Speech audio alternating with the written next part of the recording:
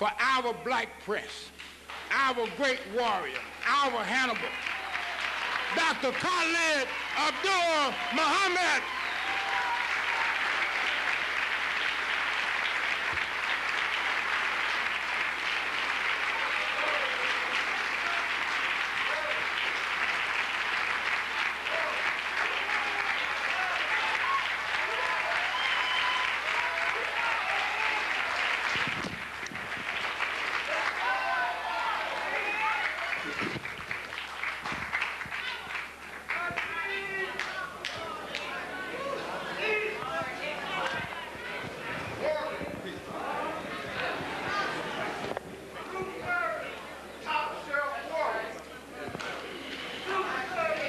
In the name of Allah, the Beneficent, the Merciful, all praise is due to Allah, the Lord of all the worlds.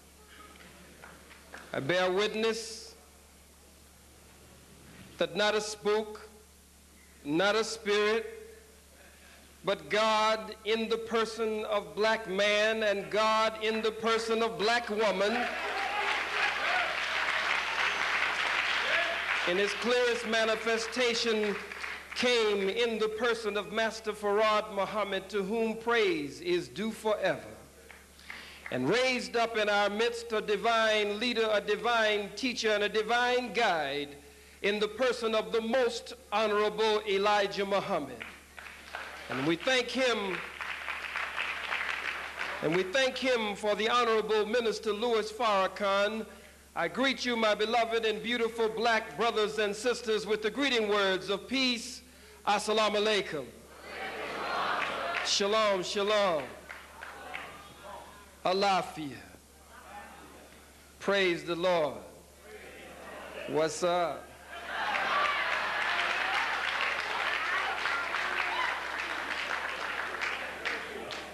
It is indeed my honor to greet you with the greeting words of peace, and to be here with the family again at the Slave Theater in Brooklyn, New York.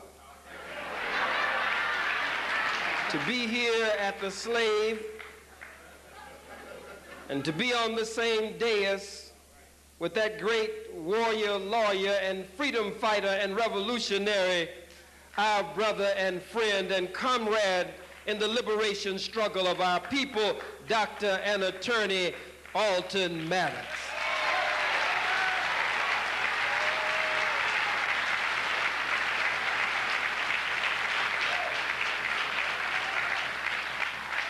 The devil made a big mistake to suspend Attorney Alton Maddox. Now he has free time to give the devil hell all over the state of New York, with reverberations all over America. Before we get started, I'd like to call up Brother Morris Powell. Come on up, Brother Morris Powell. Sister Ya Asantewa. Where's Sister Ya? And the key leaders of the vendors on 125th Street, stand to your feet for Brother Morris Powell and Sister Ya Asantewa. Stand up for them, brothers and sisters. Where's Sister Ya, the Chief of Staff, and Brother Morris Powell, the President? Greeting Brother Colin Moore, Freedom Party's candidate for governor of the state of New York. Greeting our warrior lawyer here.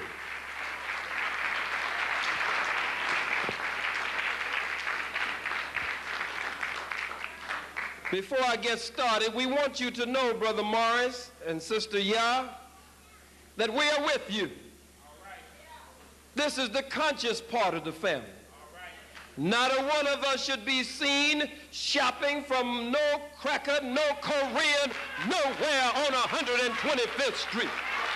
Tell your mother, tell your father, tell your brother, tell your sister, tell your cousin, tell your girlfriend, tell your boyfriend, tell your husband, tell your wife, don't buy a goddamn thing from 125th Street.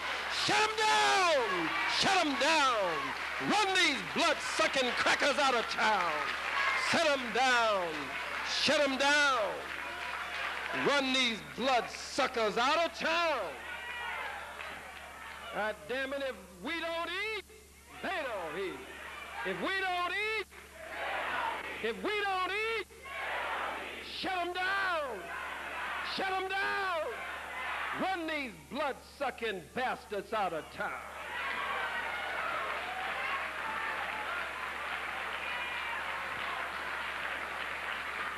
We are with you. We love you. We support you. Everybody you know, you should make it unbearable for them to walk on 125th Street and shop with any cracker on 125th Street, any Korean, any so-called Jew, any Italian, any of them, except our brothers and sisters who are on 125th Street, and some of them we need to take a second look at.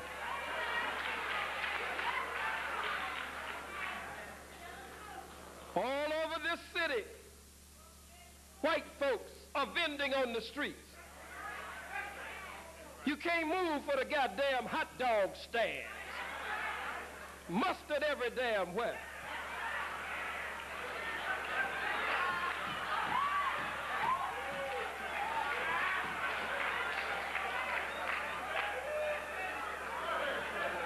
And I don't know what it is about crackers and pretzels.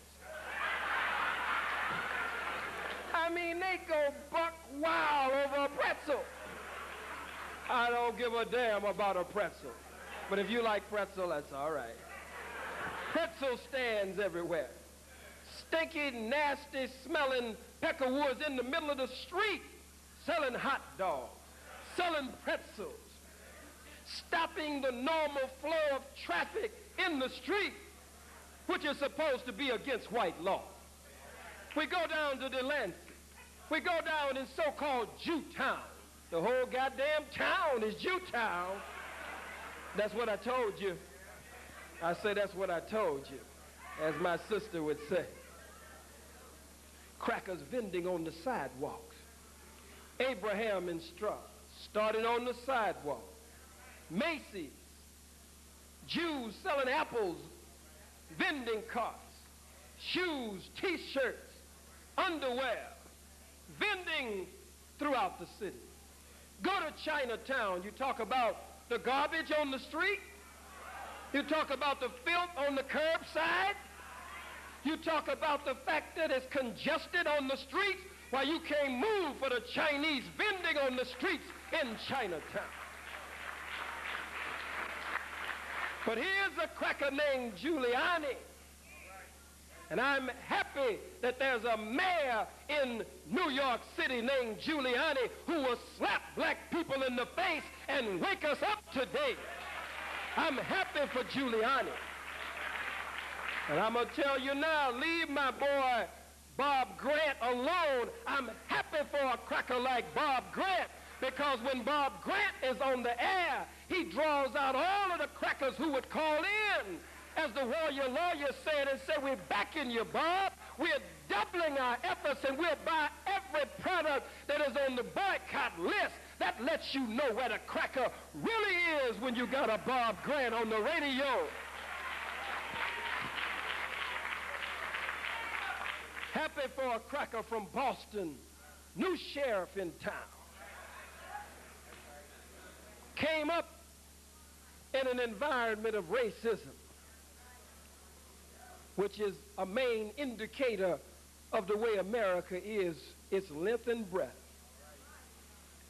This devilish disparity is what it is.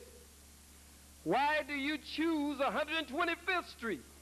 Say we're starting with 125th Street. If it violates white law, then the law should come down all over town.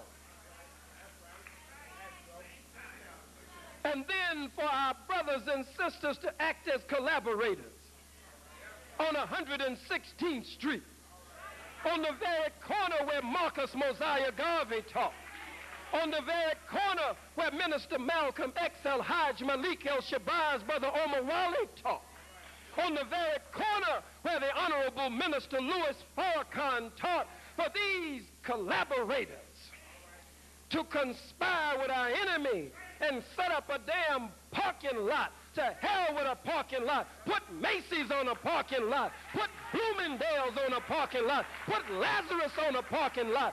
Put the bargain store on a parking lot. Put Dwayne Reed in a damn parking lot. We don't want no damn parking lot. We want 125th Street. Every black under the sound of my voice, 125th Street might not be Wall Street, but it damn sure is y'all street. All praise is due to Allah. Praise is due to Allah. It might not be Wall Street, but it sure is y'all street. Main business artery of Harlem. The jugular vein of the black business district in Harlem. If you choke the life out of 125th Street, if you cut us at the jugular vein, then we start hemorrhaging all over Harlem. Harlem Hospital goes. Huh? Black businesses throughout Harlem go because 125th Street sets up the basis and the foundation for the black dollar to circulate in the black community. Yes, it does. Black people who shop on 125th Street shop throughout Harlem, shop throughout Brooklyn, and shop throughout the black areas where we are. And that black dollar turns over and over and over again.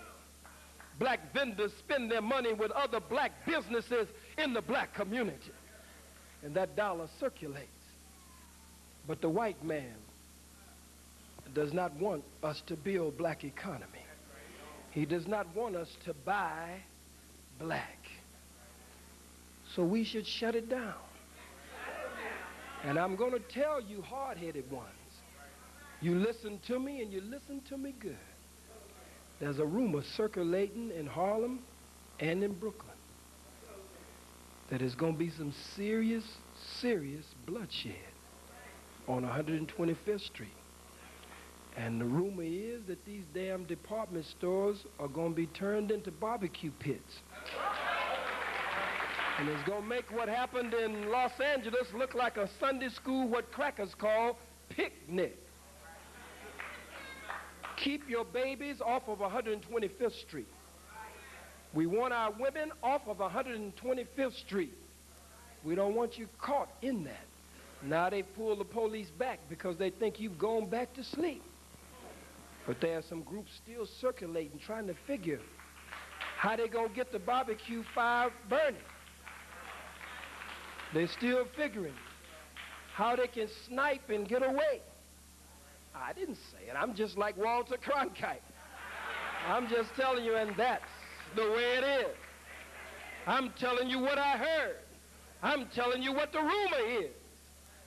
Stay off of 125th Street. Shopping with these crackers is getting dangerous on 125th Street. The Bible says blood is going to flow in the streets to the horse's bridle. I wonder, will 125th Street be one of those streets? Stay off of that street. If you're going to shop in any of the black places there, if you're going to run in the Peacemaker, Finger Licking, next door to the Apollo, one or two other shops there, you run in, you run right back out.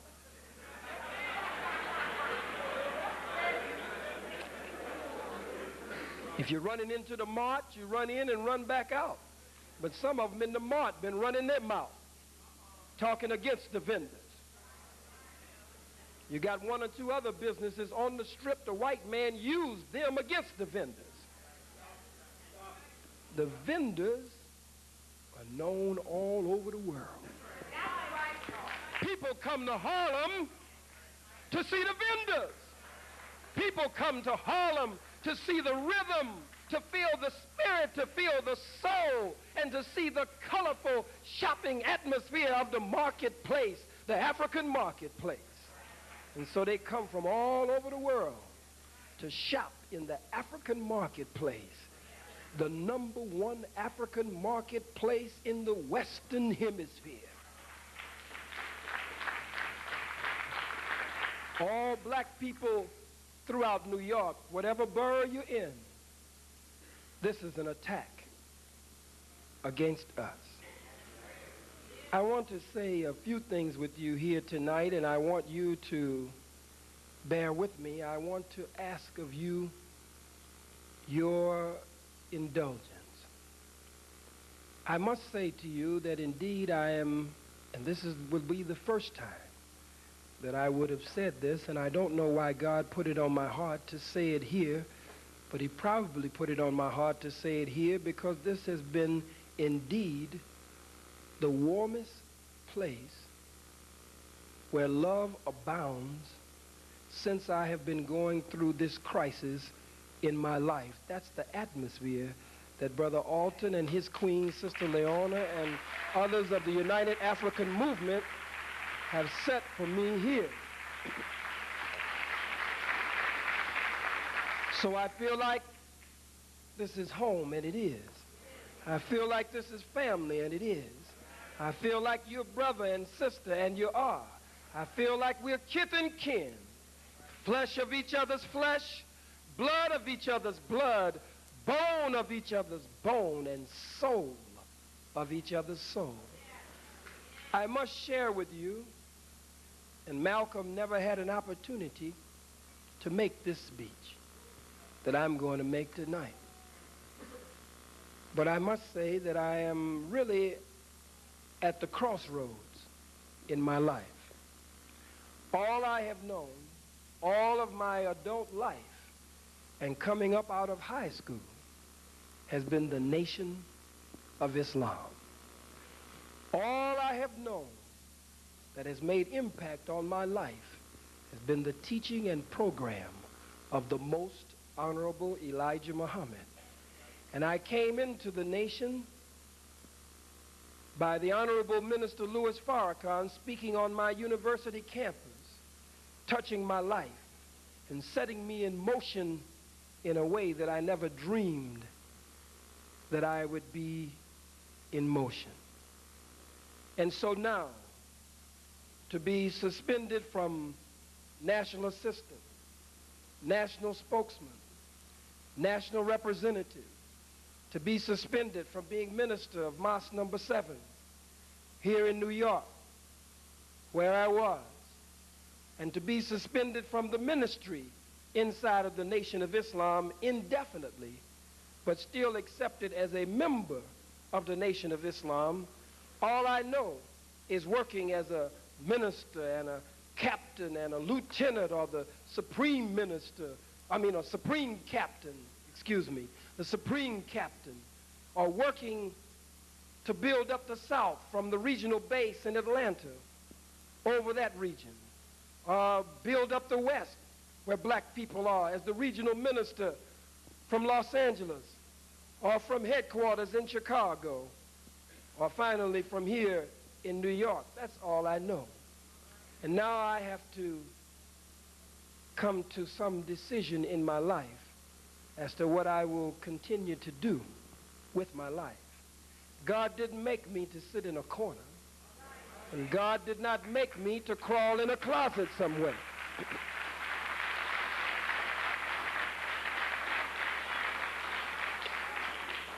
And so now I must, at this crossroads in my life, make a decision on how I will live the rest of my life, working for the liberation and salvation of the black nation. I intend to remain a member of the Nation of Islam as long as I am allowed to be a member. I will never leave the Nation of Islam. I will have to be sent from the Nation of Islam. I will not defect, and I will not turn hypocrite. I will have to be turned away from the door of the Nation of Islam.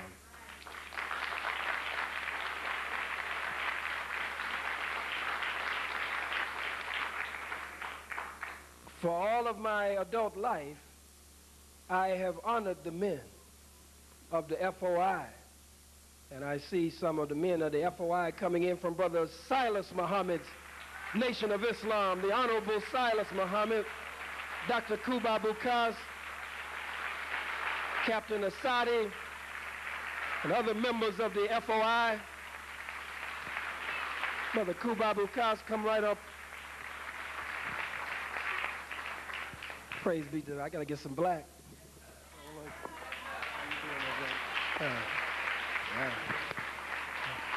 Now that I didn't expect.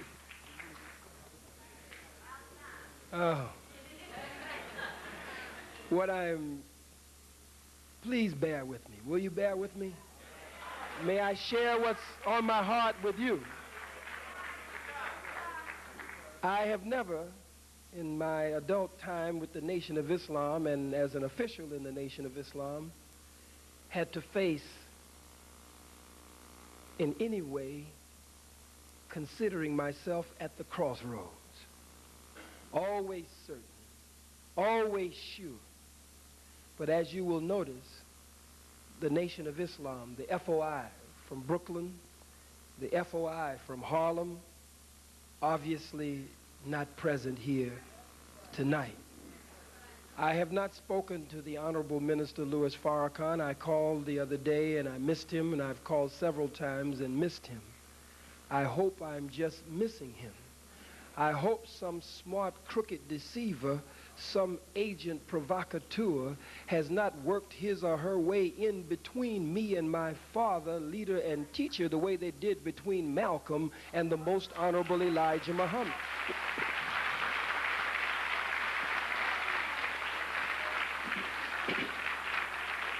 My next step, Khalid being Khalid, is to go beyond the pen and go beyond the phone. My next step is to go straight to Chicago.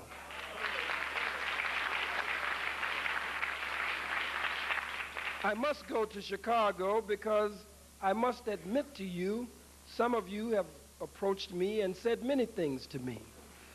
And some of you look at me as a fool.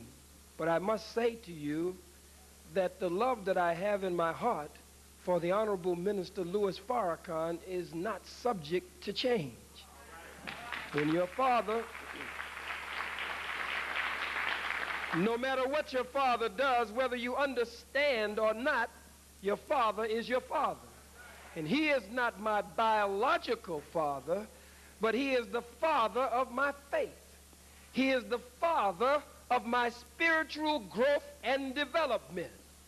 And take it or let it alone. But he is the father of the fire and the spirit that set King Khalid and the world on fire. Yes, he is. But I hear Brother Eric Muhammad, who visited with him in Chicago to clear up the matter that was discussed here, that Brother Alton Maddox went on the point, as he always goes on the point, and on the front lines when any of us are threatened. That issue that you remember, the father over this house, Brother Alton Maddox, bringing to you, as Brother Eric stood from this rostrum with tears running down his face, the Honorable Minister Louis Farrakhan came into the city and cleared that matter up. And ultimately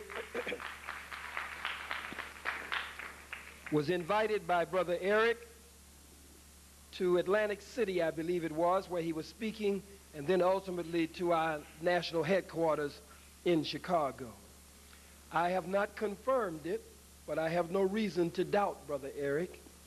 But Brother Eric brought me several messages back, and one of those messages is reflected here tonight.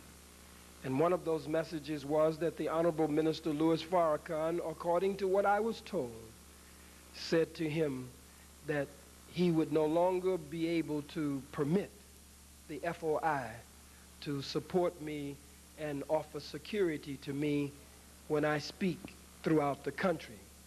My speaking tour begins this week, and it seems to be picking up momentum quite fast. Looks like during the month of November and moving into December, moving on up through Kwanzaa, up off in there. You know what I'm saying? It seems to be picking up great momentum, and the calendar seems to be filling up. All black people are not afraid all over America, and they are inviting me into their colleges and universities and into their cities. community organizations, professional black organizations, and black student associations across the country. Of course, it hurt me much to just hear this. I first must verify it and hear it directly from the Honorable Minister Louis Farrakhan. This is very painful to me. Not that I feel that I need security. I'm capable, by God's grace, of raising up security all over America. By God's grace and what I have learned from the Honorable Minister Louis Farrakhan and my military teacher, formerly known as Imam Ali Rashid or Captain Edward 2X. Some say, why don't you just be quiet? Some say, stronger than that, why don't you just shut up? Shut your big mouth. Go sit down some damn where. Just get quiet. Some say, let's evaluate it, because at the close of this evening with this family town meeting, I'm going to ask you what you feel. Some say Malcolm never had a chance to be quiet. Some say Malcolm never had a chance to reflect, to just go in within himself and pray and meditate. Some say that if Malcolm would have had that opportunity, that he might be alive today. Many say much. Some say go to an island somewhere, withdraw 6 months to a year. Let the Honorable Minister Louis Farrakhan know before you go that you're just going into prayer and fasting and meditation, and that you'll be making no public appearances. That since he did not silence you, that you've got enough sense to silence yourself. Can't you see you are interfering with his work? Can't you see that you are undermining Minister Farrakhan and the Nation of Islam? Some say, start your own organization. I'll be with you. I got your back. I say, the hell you do.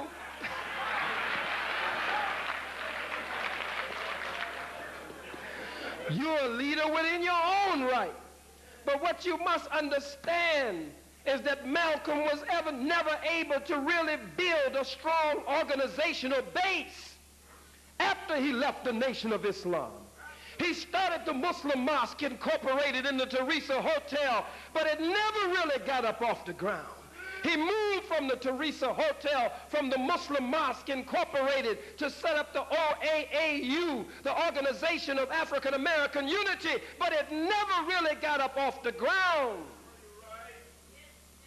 Why? Because Malcolm was half here and half there. Malcolm was half into trying, as he had reached the crossroads in his life. He had now come to the conclusion that he must make a decision with the rest of his life. His head was taking him in that direction, but his heart was still with Elijah Muhammad. I can't just run off some damn where and start doing something crazy because my head tells me to do that if my heart is still with Louis Farrakhan. And so I'm at the crossroads in my life, at the crossroads. And I must pray, I must fast, I must find some time to reflect. And I must draw from the elders among us and the wise among us who were here 30 years ago and who saw it, who witnessed it, who walked that walk and heard that talk, and who can give me hindsight, insight, and help me come to some form of foresight. Malcolm never had this meeting. After Sunday, February 21st, 1965, Malcolm was not just shot in the legs. They riddled Malcolm's body with bullets. When there's a void like this, there's a gap like that, the they that I'm referring to is the enemy will step in the void. The enemy will step in between father and son, student and teacher, leader and follower. The enemy steps in. And many times when the enemy steps in, the enemy intends to kill two birds with one stone. The enemy intends to kill Khalid Muhammad and lay metaphorically the body of Khalid Muhammad at the door of Louis Farrakhan.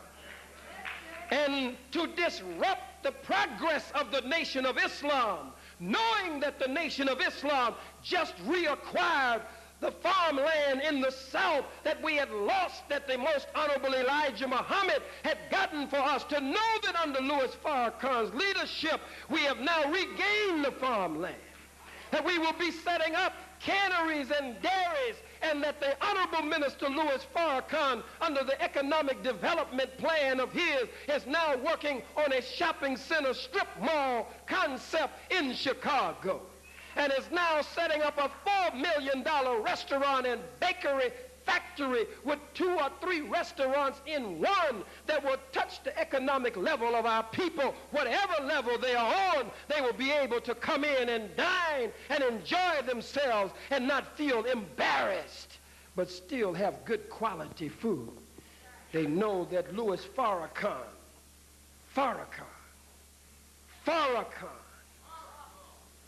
has now done what no other black leader has ever done in the history of our sojourn in America. No other leader has ever come among us.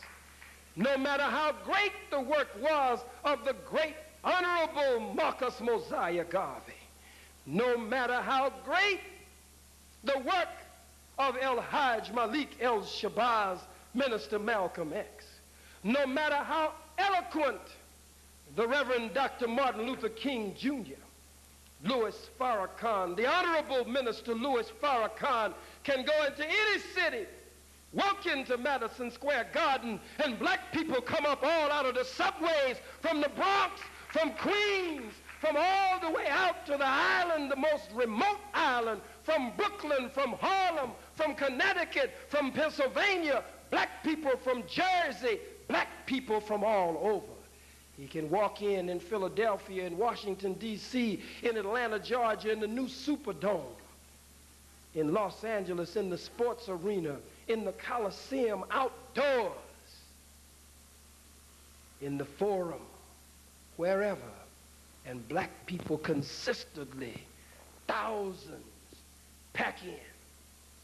Some pay $10, some pay $50, some pay $100. They stand in the ice, they stand in the snow. Louis Farrakhan can call thousands of black men together in the South, in Houston, Texas, 35,000 black men. Black men come to respond to the voice and to the wisdom and guidance of one man. Black women in Atlanta, black women in other cities, thousands of black women come to hear the guidance, the wisdom of Louis Farrakhan. 30,000, 40,000, 50,000, 60,000, 70,000. No other leader in the history of America has been able to so impact on the masses of our people and could gather them in every city in the thousands upon thousands, even with the enemy doing everything he could to discredit him. No other leader. And so my head may say one thing as I listen to what you put in my ear, but my heart is with Farrakhan. So I'm at the crossroads in my life. For a moment, there were no speaking engagements. For a moment, Black people who pretended to be close to me started running from me. Ice Cube started melting on me. These Negroes who play hard, pretend they're gangsters. But when the real gangster, the cracker, comes on the scene, they punk out. Scared to do an album with me now. Scared of what the white folks gonna say, what the Jews gonna say. On this video, some of you seen it on TV, the new one that just came out with Scarface. He say something about put my gat in your mouth or my gun in your mouth and make you vomit. I'm down with Khalid, Abdul, Muhammad. But when it's time to be down with Khalid Muhammad, shot in both legs, assassination attempt against his life, ain't no goddamn Ice Cube nowhere to be found. He's melting somewhere on the sidelines. Punk.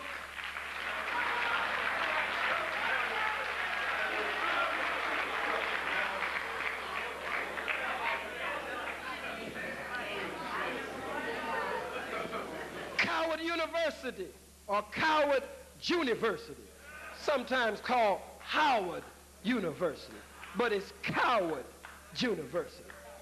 Banned me from the campus. Last minute banned me. Sabotaged the event.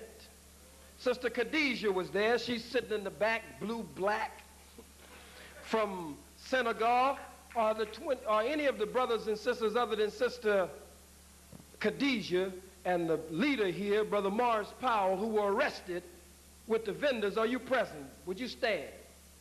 If you're here, stand. Come on up front, Sister Khadijah. Brothers, come on up front. If you were arrested with the vendors, come on up here. Come on, brothers and sisters, give them a better hand than that. Come on up front.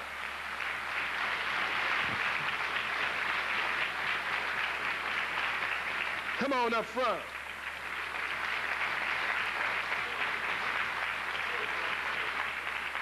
As they come up, let me stop and talk to you a minute. I need to talk to you, Black New York. Most of the protesters standing with Brother Morris Powell on 125th Street are the continental Africans, not the diaspora Africans. I ain't gonna get fancy on you. I ain't gonna get fancy. When I say the continental Africans, I mean the brothers and sisters who just came from somewhere in Africa just a few days ago. Diaspora African, I mean those of us who came here 400 years ago. We all Africans. We all black. To our brothers and sisters there, the same dog that bit you bit us too. I don't see many of the brothers and sisters born in Brooklyn. I don't see many of the brothers and sisters born in Harlem, in Queens, in the Bronx, out on the lines with Brother Morris Powell. I see the brothers and sisters from Senegal. I see the brothers and sisters from the Gambia. I see the brothers and sisters from Togo. I see the brothers and sisters from Cote d'Ivoire. I see the brothers and sisters, some of them from Jamaica. I see the brothers and sisters who are not born here in New York, out on the front lines. That's why many of us, this is a family meeting. I'm going to talk to you tonight. That's why some of you were angry with Sister Khadijah and others. You were angry with them because they got off of the damn airplane at JFK and they went to work the same day they got off the plane. They got off the plane and they went to work doing for self up and down 125th Street. And when you looked up, they were taking care of business. And some of you got angry with them. You got jealous. You got envious. And you went and pushed their tables to the side. So you ain't got no business coming here, setting up no business. Well, you weren't doing anything until they came and started doing it. What in the hell is wrong with you?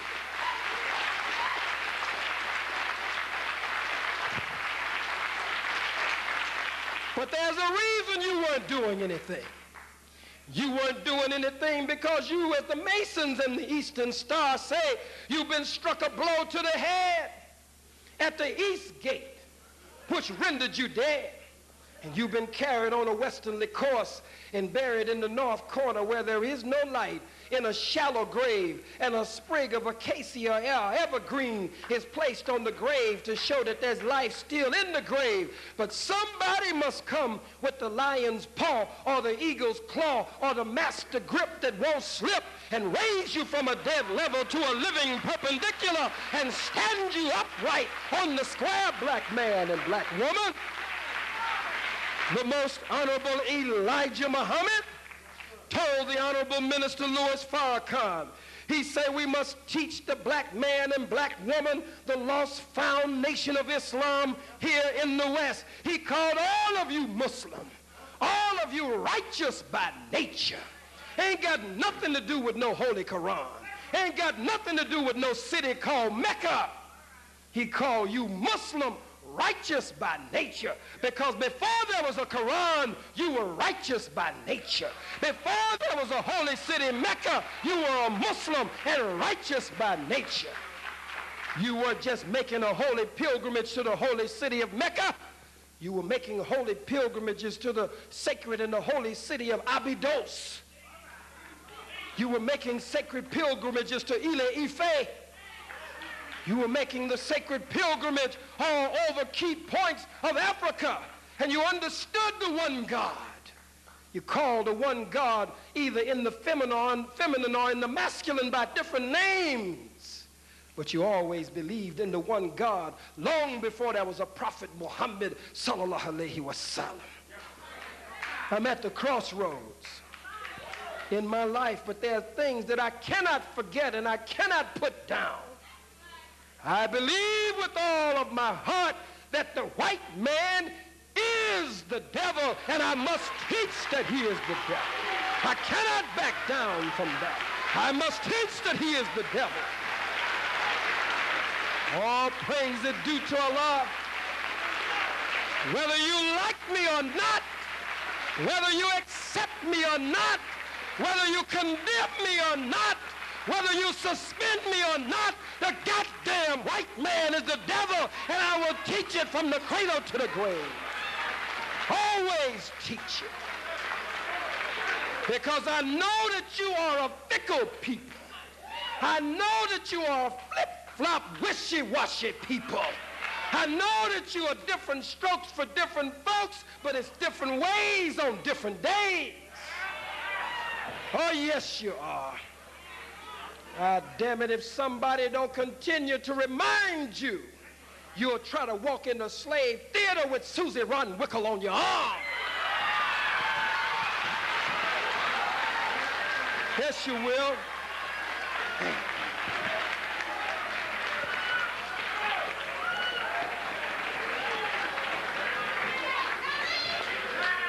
Ah, damn it, sister, you'll try to come in here with Bob, Bill, Larry. Sister will try to come in here with Merv, with Doug. God damn it, Doug can't come in.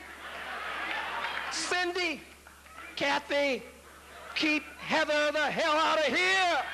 No Heather in here. Hell no. This is the slave theater.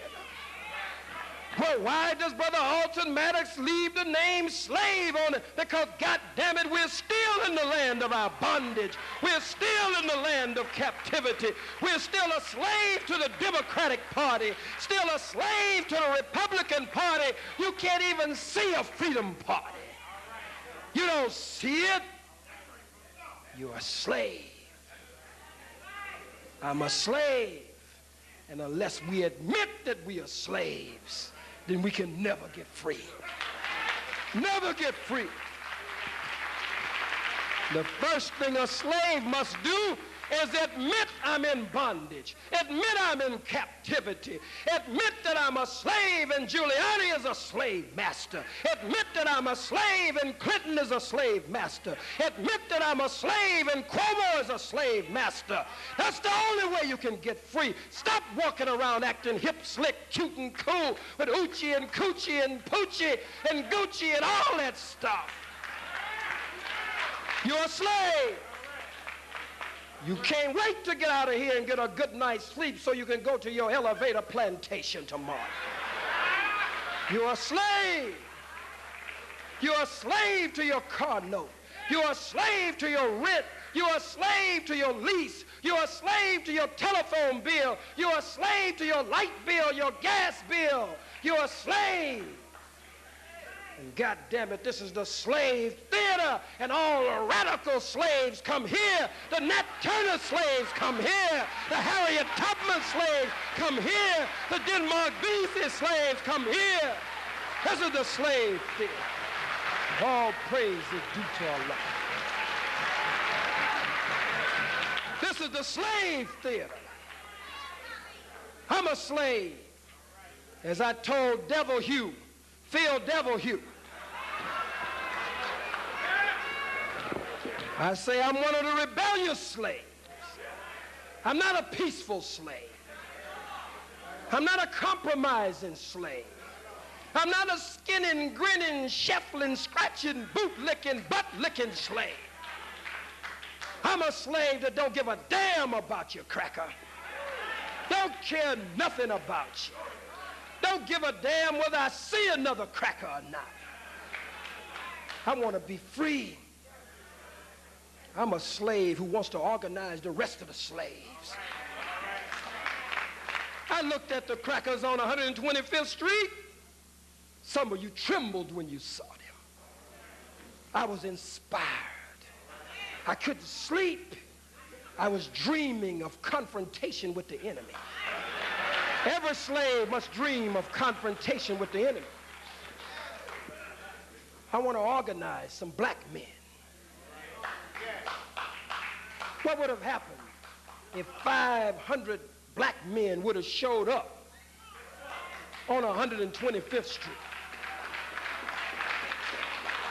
I ain't talking about with no damn picket sign.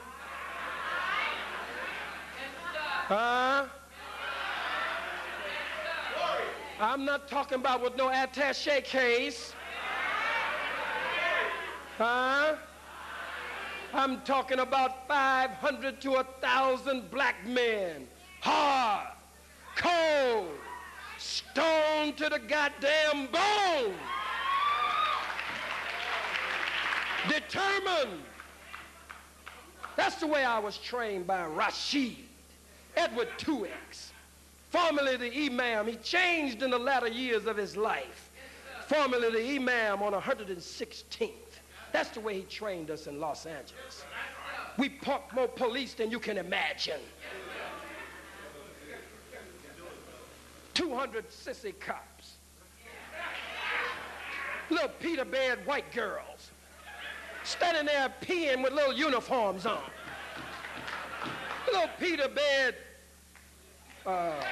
what you call them, what kind of Rangers they got on TV? Little Peter bed watch Power Rangers, Peckerwood boys, Pac-Man boys, standing there, video game white boys with blue uniforms, trembling, knees shaking in their pants. Some of the brothers say, put down your guns. Let's fight.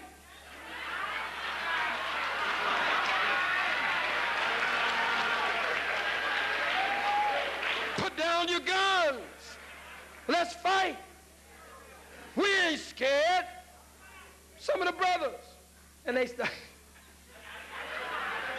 No. But what would have happened? Listen to me. What would have happened if 500 to 1,000 fearless black men showed up on 125th Street? You got a cracker standing here. You got one standing there. Hypothetically, this one is right-handed. So he draws with his right hand. His gun is on his right hand. My captain taught me when he would post us up on crackers, when they rolled down on us, that's the way he stepped out of his car. He stepped out of his car in charge. Black man. Ain't scared of nothing. The LAPD is wild and crazy. But we were trained on the LAPD. He stepped out of his car in charge. And he was calling out who their leader was. Who's in charge here? Cracker would step forth, and before you could get it out of your mouth, he was posting us up. You got that one there. You got that one over there. You got him over there. The two of you on him, man. Post up on him. If he's right-handed, he posted us up on his gun side. Can you imagine a cracker just left his mama's house month before last and read a goddamn sign in the subway that told him he was New York's best? Standing there and a cold black man step up to his gun side and another one step here and just stand there. If he moved for his gun, you on his gun side. And all up and down 120th Street, 5th Street, we post up one-on-one, sometimes two-on-two. What Michael Jordan would call a full court press. Full court press. I don't send you. I'm on the front lines. I go. I was in and out of the jails, day and night when they were in. Down there dealing with them crackers.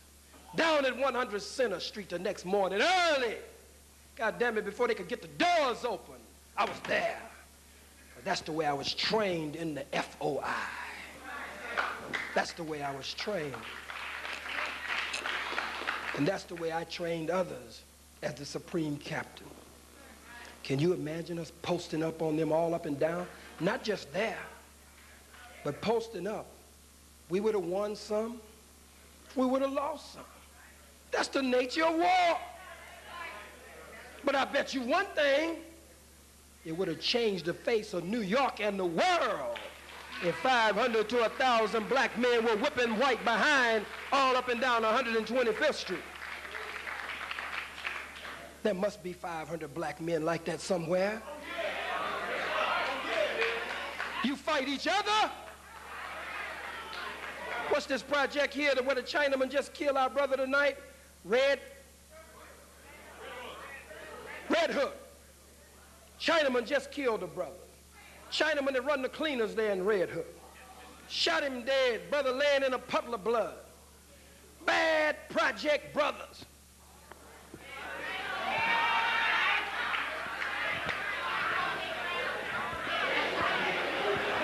Ain't nobody did a damn thing unless something has changed since I've been up here.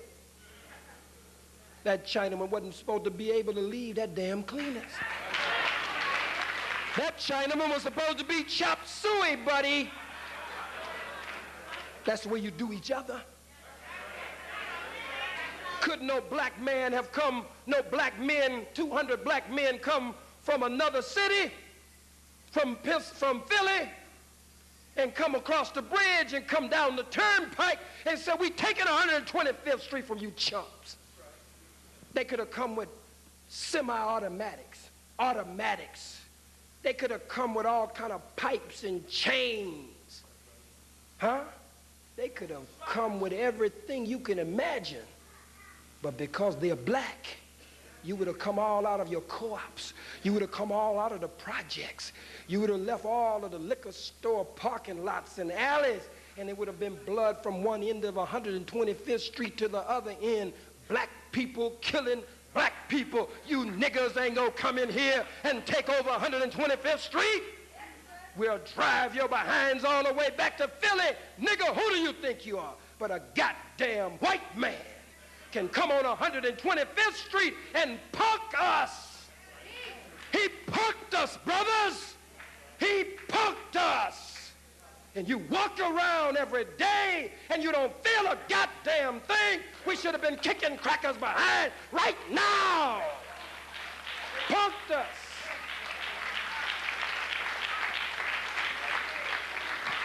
You black women better wake up.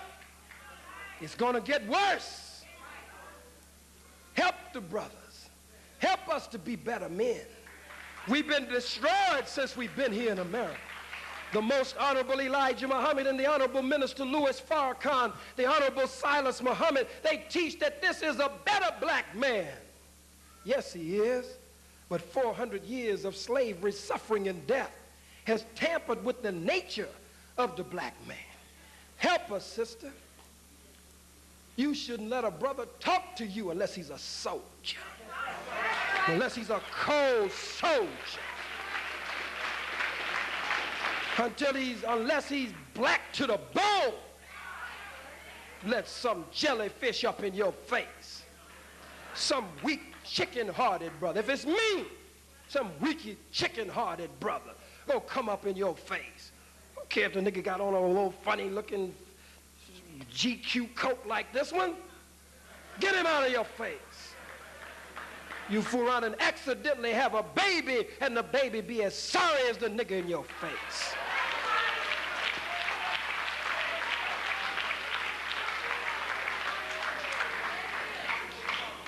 She wears the right name. In the absence of the leader of the vendors, she was on the front line. Yeah. I guess named after Yah Santiwa. I don't know, are you?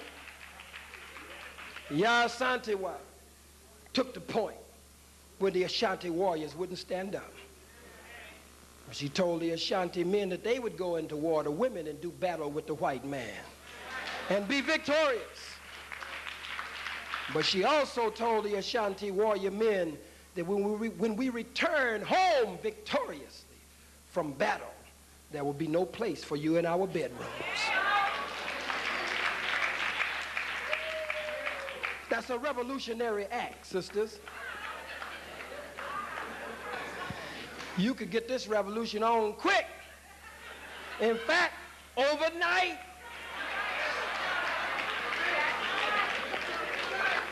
You play a key role.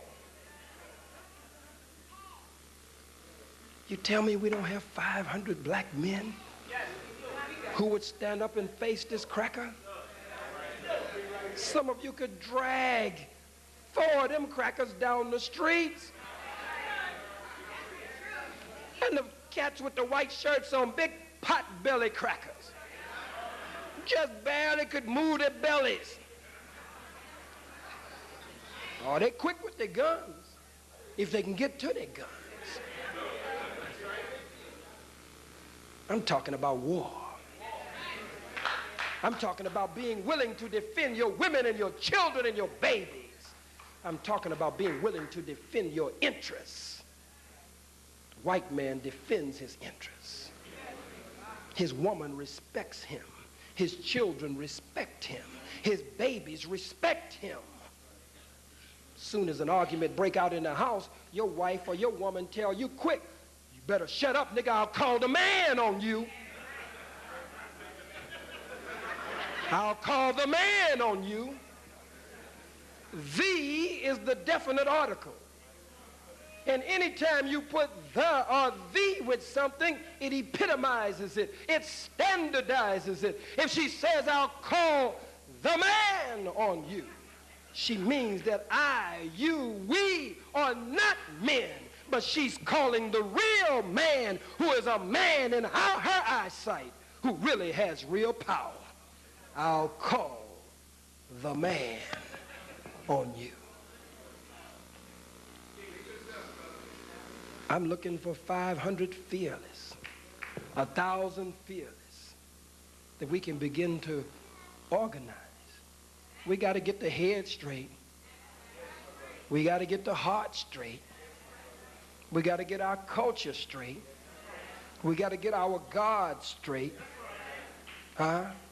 We ain't going nowhere without God in the person, at the center of our being and at the center of whatever we are being and becoming at the same time. I'm about to wrap this up. I'm at the crossroads in my life. If my suspension is indefinite, I don't know anything to do. I can't do what Malcolm did. I don't have that kind of character.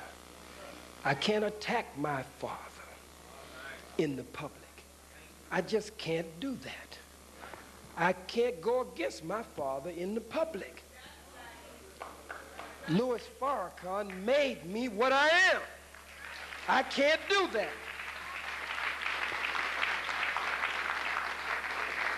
I was not set down for speaking against him.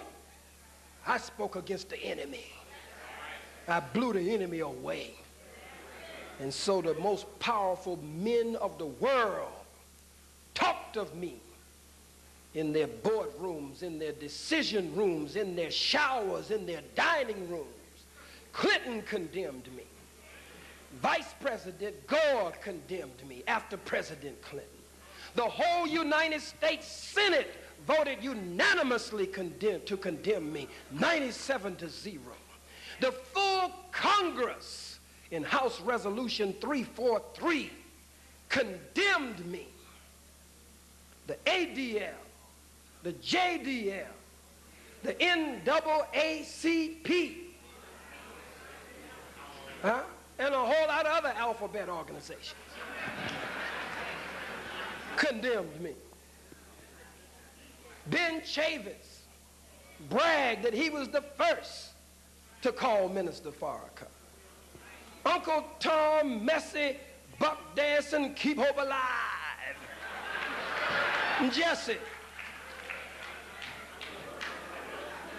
Jesse Jackson, we are told, had the full-page New York ADL ad a week or two before it even came out. He had it and didn't even tell his family members.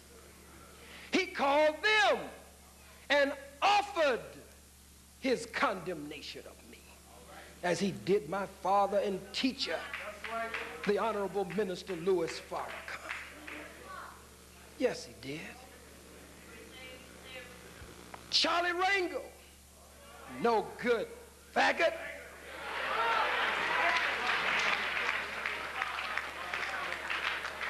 You should be sick of these niggas.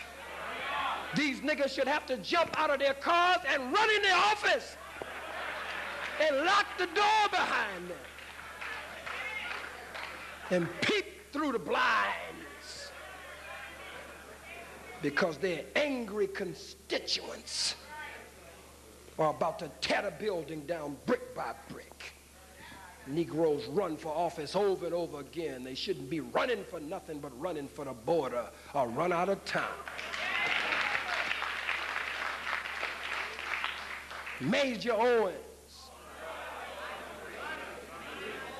even Basil Patterson can't see a damn thing, didn't know what was going on. White folks called the nigga up and told him he ain't see nothing. He spoke any damn. We should have kept your damn mouth shut. I don't have no mercy on none of these niggas. Oh, no good Calvin Butts. Any Negro named Butts, you should know what's going on. But don't nobody call these Negroes out no more. Ain't nobody making these Negroes accountable no more. And so these Negroes run buck wild in the community doing whatever the hell they want to do. And you, in the name of politics and business as usual, vote them in over and over and over again. I don't give 2 cents for the politics of the white man. I still not only believe that the white man is the devil, but I believe in separation and independence. I believe in separation and independence. I'm not embarrassed. I'm not ashamed to say that I am a separatist. I have a right to be a separatist. I have a right to want freedom and independence. I have a right to want not a party of my own, but a nation of my own.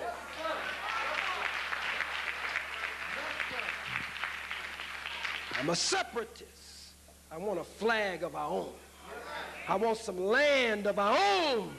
I want our own rules, our own regulations. Got all these no good bastards from these white independent political parties on the ballot.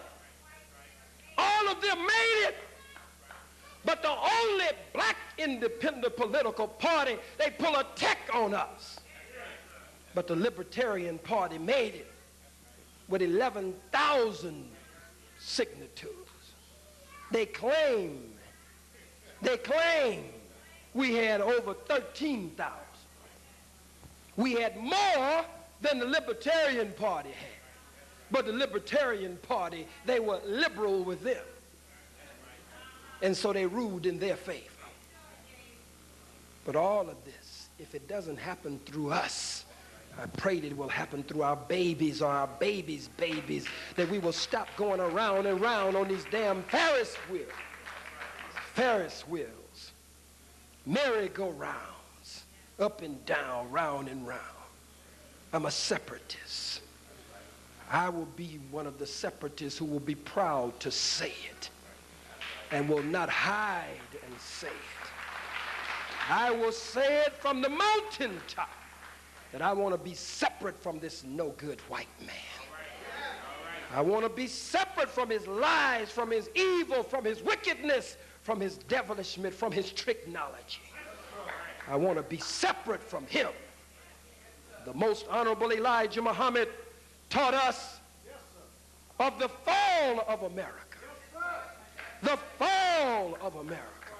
In his great and illuminating book, Message to the Black Man, where he talked to the black man and the black woman, and in his works and in his speeches and in his writings and in his articles and his columns, he said that it is better to teach the black man and woman separation than to teach them prayer. That's right. Let me run that by you again.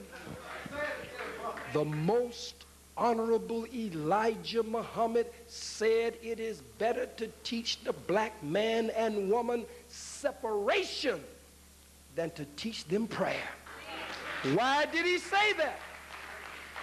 He said it because God taught him about the nature of the black man and woman. He said it because the black man is righteous by nature.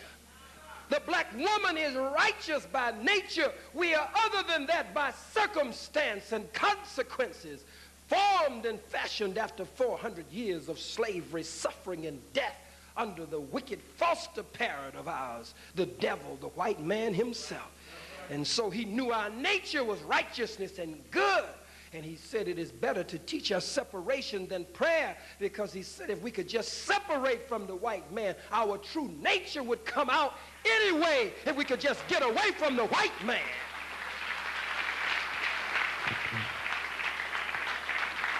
Every heartbeat would be a prayer. Our pulse beat would be a prayer. The rhythm of our being is in honor and in glory and prayer to the Creator. Better to teach separation than to teach prayer. But you arguing all up and down the streets of New York, arguing over this verse from the Bible, arguing over this ayat verse from the Holy Quran, and we all catching hell. Are you arguing Ptahhotep said this? Huh?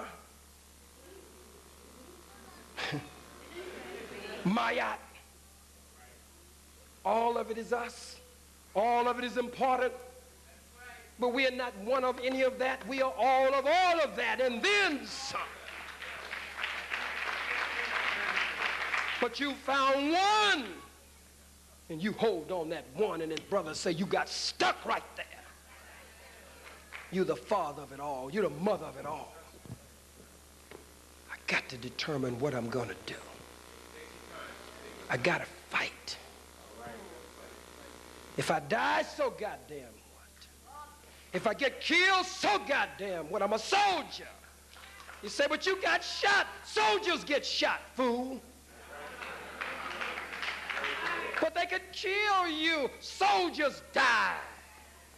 In every war, there are casualties and fatalities. Praise be to God, I'm a casualty. Though it wasn't too damn casual. But I'm not a fatality. Jesus, the black revolutionary Messiah, says he or she that seeks to save his or her life shall lose their life. But the one who does not place so much concern, is not living in fear of their lives, shall save their lives. God has already proven he's with me. I walk in the fiery furnace. I've tap danced on the lion's tongue.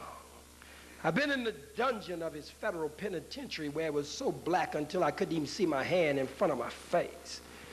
I've been stripped buck naked and chained, shackled, bent over, and the freakish cracker look all up in your backside, as though I would have a semi hidden away somewhere. Semi-hidden somewhere. I've faced bullets now, and some war stories that I couldn't tell because I'd have to go and stand before the bar of white law.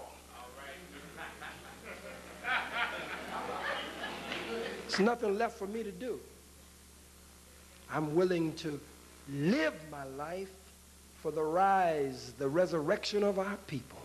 And when I can no longer live my life, then I'm willing to take life and give my life. I'm not just willing to die, I'm willing to kill. It's one thing to be willing to die, but are you willing to kill to be free? Hell, anybody can die, but can you kill? So, oh my God. This nigga's talking about killing. He really is at the crossroads.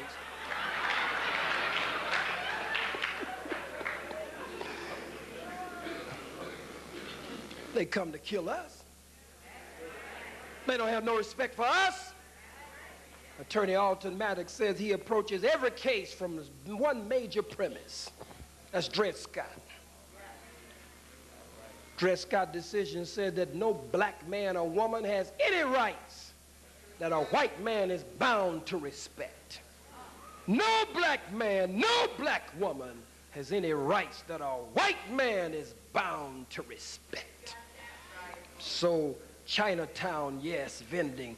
Jewtown, yes, Italian town, Polish town, Korea town, Jap town, whatever, yes. But 125th Street, no black man or woman has any rights that a white man is bound to respect. Grabbed Reverend Al Sharpton, arrested him in front of his own place that he has established as a business, selling Bibles and Bible games. Damn.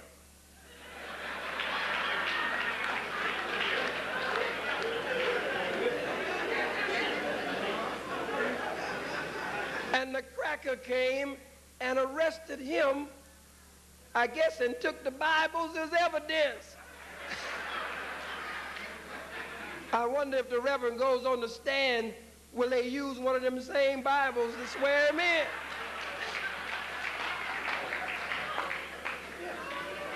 What is Reverend Sharpton's crime? He stood up for his people. What's his crime? He was putting the Bible in the hands of another black man or woman. What's his crime? He had enough money to lease a business on 125th Street and then put a table out in front of the business that he was already leasing. White folks do it every day. But black people have no rights that white folks are bound to respect. Now, how you gonna fight this one in your courts, Mr. White Man? Where will your First Amendment come in? Where will your white law dealing with freedom of religion come in? How will you deal with the Bible that you have now tampered with, that you claim you honor and respect? How will one of your preachers, who is really our preacher, but you respect him in your religion that you call Christianity, after you've given us a white Jesus, I'm sure Reverend Sharpton believes in a black Jesus. That's why he went out and faced the white devil. How will you handle the Sharpton case? And then left the other preacher who was out there with Reverend Sharpton, didn't even arrest him. Right? Brother Morris Powell committed no crime, but according to white folks, he committed a crime. You must remember this, brothers and sisters. Anytime you do anything, you do two things at the same time. My brother Bayer is here. Where's Brother Bayer? From one of the members of the Black Law Society, one of the commands from the Topographical Research Center. And we are taught in the Black Research and Topographical Center in the Black Law Society that anytime you do anything, you do two things at one time. There he is. Give him a black hand. Come on up, Brother Bayer. Anytime you do anything, you defend a law. You listening to me? Just give me just a few more minutes. Just a few. I'm almost there.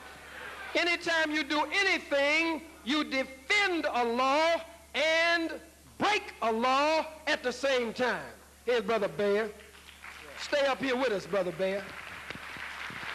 Anytime you do anything, you defend a law and break a law at the same time. If you stand up, you defend the law of standing up. But at the same time, you break the law of sitting down.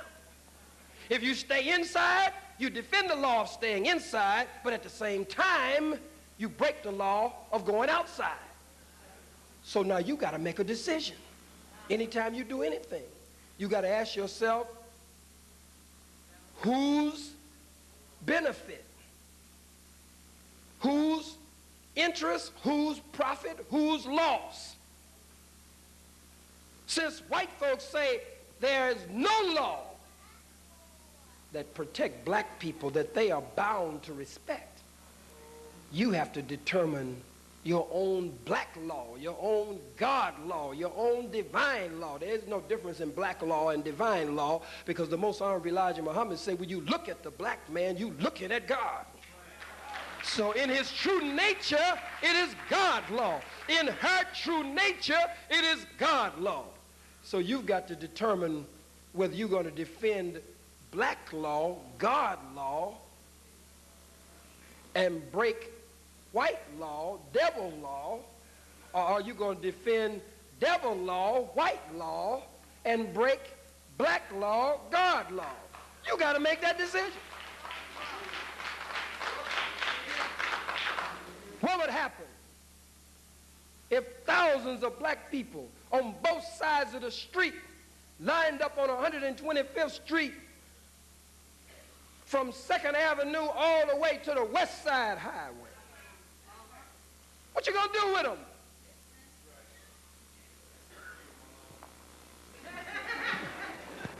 What you gonna do with them? What's his crime? He broke white law. What's Brother Morris Powell's crime? He defended black law. He's working to feed, clothe, and shelter black self and kind. That's a crime to white people. He's breaking white law. He's breaking devil law. But he's defending God law, defending black law at the same time. How many, now as I wrap it up, how many will help us shut down 125th Street? How many are serious? How many will call? You know how we can work that telephone.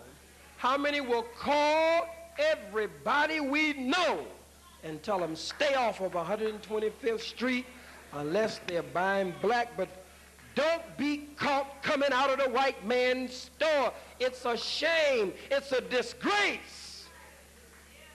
We're going to be looking. And I'm telling you, there is going to be violence on 125th Street. There's going to be violence. Stay off of 125th Street. Somebody's going to get killed. We don't want I don't want to be out there. Do you? Let the white folks shoot each other. They do it all the time. They call it friendly fire. I don't want to have nothing to do with it. You don't want to have nothing to do with it. Keep our babies off of 125th Street. Keep our children off of that street. Don't be a fool. Keep them off of that street. And you stay off of that street. Let it dry up.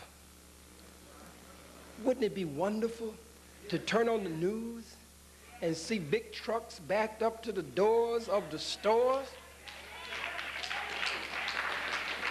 and the crackers going home crying? I looked at the blood-sucking crackers in Los Angeles. The Koreans and others, they were snotting and crying. I lost everything. Everything I had was in here.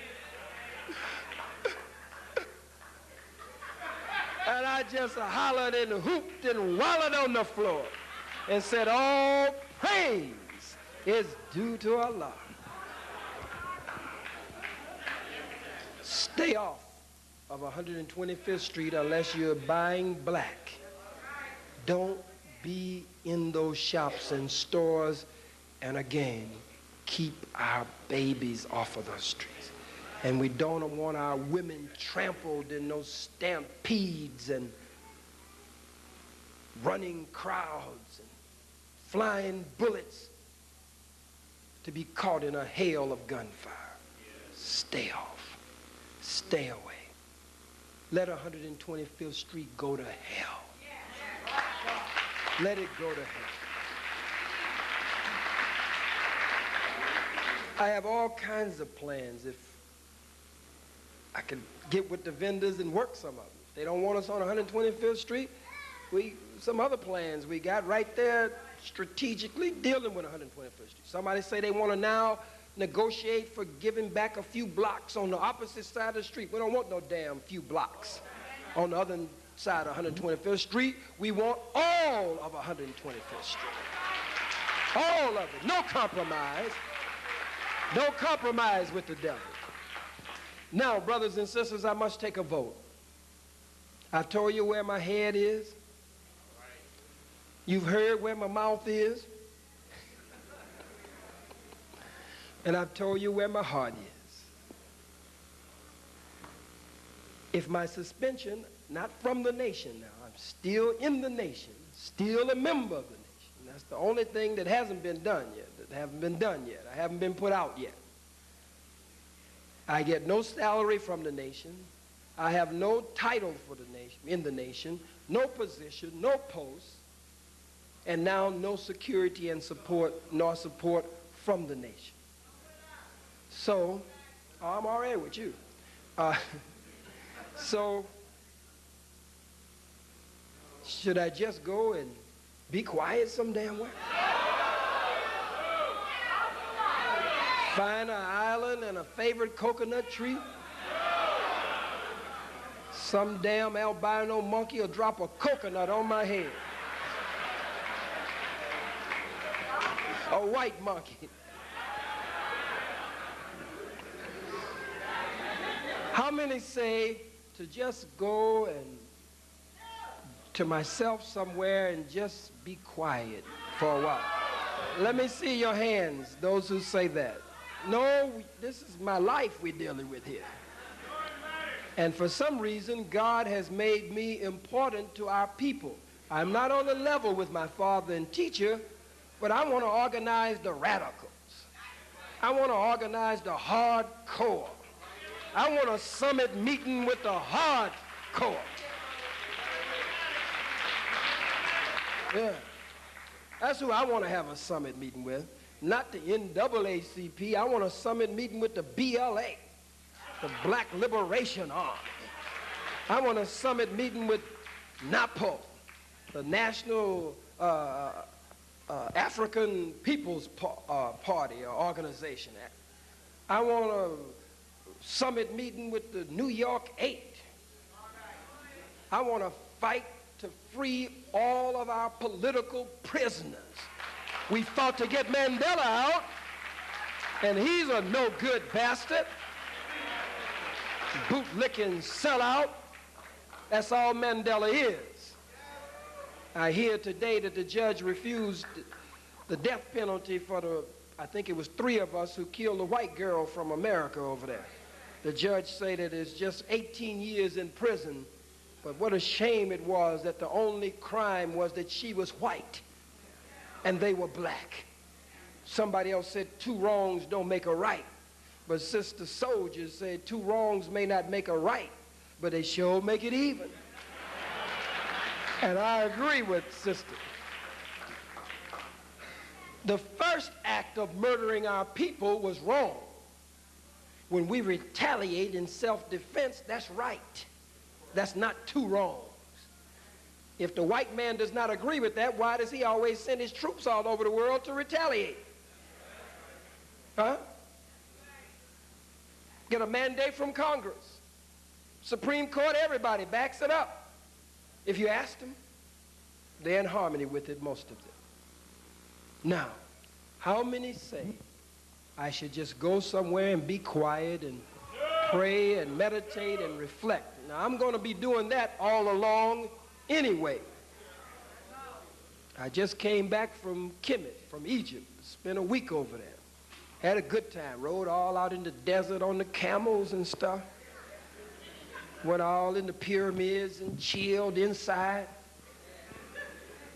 Yeah. Rode down the Nile. Kicked back on the Nile River late at night, about 10, 11 o'clock at night, chilling on the Nile. I went to chill and to heal, just chilling. I wasn't by myself now.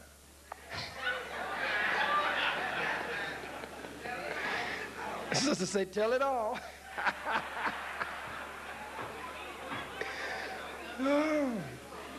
I wasn't by myself. I wasn't by myself. So what should I do? How many say I should do that? Let's take a quick vote. Go and just be quiet for a while. How many? Let me see your hands. Let's count. Hands down.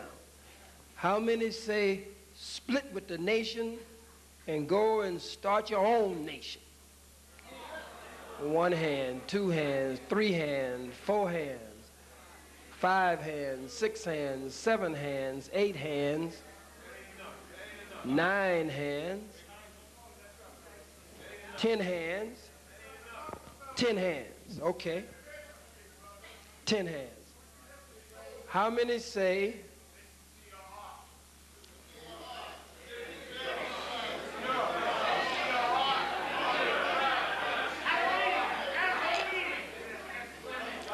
y'all make it sound like door number 1, door number 2, or door number 3. How many say stay with the nation as long as they will allow me to stay with the nation, and work in the community and work among our people at the same time?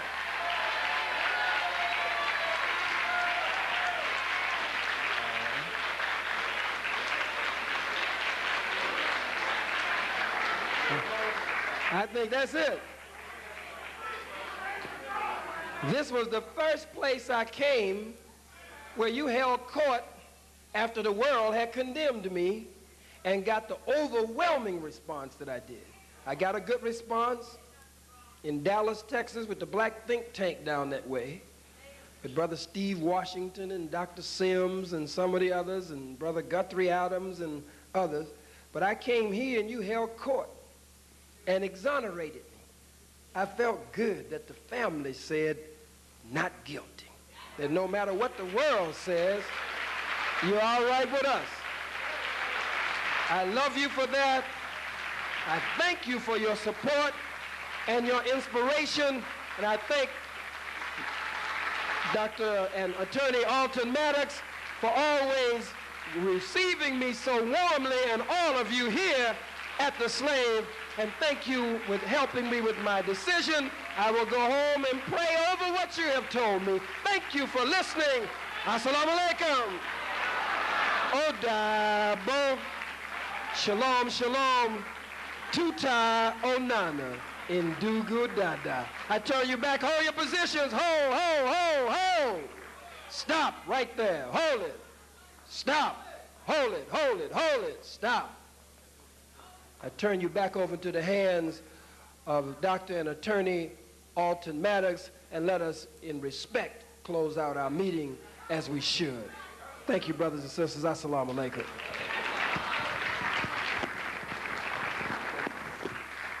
Dr. Khalid Abdul Muhammad, let's give it up. Dr. Khalid Abdul Muhammad.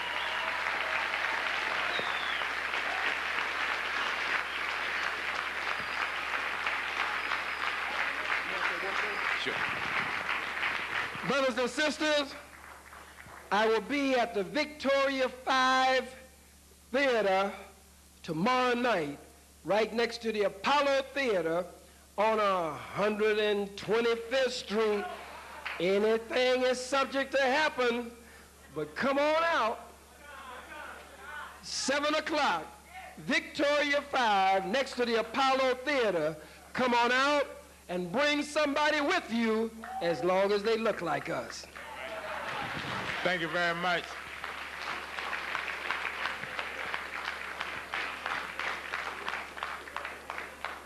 Let us hold hands.